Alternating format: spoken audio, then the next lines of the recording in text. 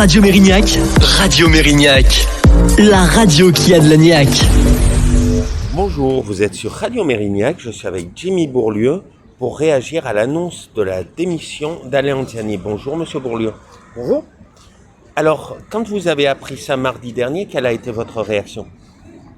Bien, forcément, nous sommes des adversaires politiques, mais derrière l'adversité, il y a aussi le respect des personnes. Monsieur Anziani, nous le savons, est dans une situation d'un point de vue de la santé très compliquée. Et nous ne pouvons que lui souhaiter de bien affronter la maladie, de réussir à s'en sortir et de passer des prochains mois plus apaisés qu'aujourd'hui. Maintenant, l'heure c'est aussi à tourner la page Anziani.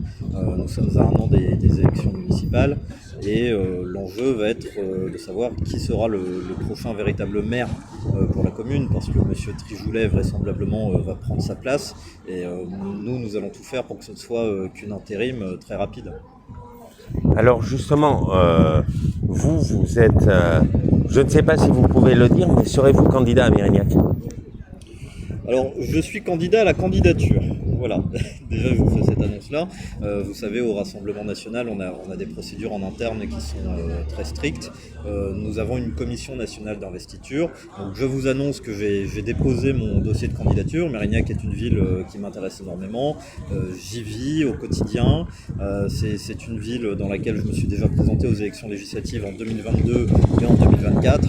Et effectivement, m'engager en 2026 pour les élections municipales serait la continuité de cet engagement.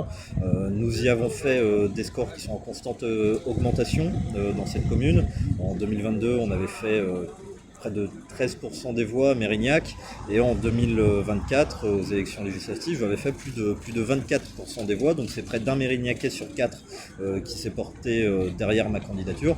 Donc je pense que mon engagement aux élections municipales serait totalement légitime et que nous pouvons y réaliser une très belle performance.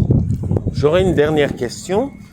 J'ai interviewé il n'y a pas très longtemps Edwige Diaz et on parlait justement des élus de la droite traditionnelle qui parlaient de plus en plus au municipal de rassemblement avec le RN. Y êtes-vous favorable ?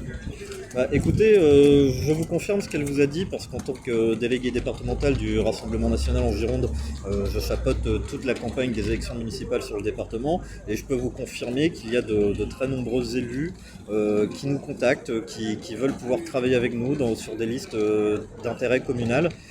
Au niveau de Mérignac, parce que je pense que c'est ce qui vous intéresse le plus, moi je suis toujours ouvert à la discussion. Je pense que l'enjeu majeur à Mérignac, c'est de créer enfin une alternance au socialisme, parce que les socialistes tiennent la ville depuis la libération, ça fait plus de 80 ans. Je pense qu'il est sain démocratiquement de tourner la page du socialisme à Mérignac, et pour ce faire, il faudra que toutes les forces d'opposition soient capables de discuter entre elles. J'ai vu qu'en ce moment, ça discute pas mal entre la droite, le centre, pour faire éventuellement une liste commune. Alors, ils disent eux-mêmes qu'ils ont retenu les leçons de l'échec de 2020, où ils sont partis séparés au second tour.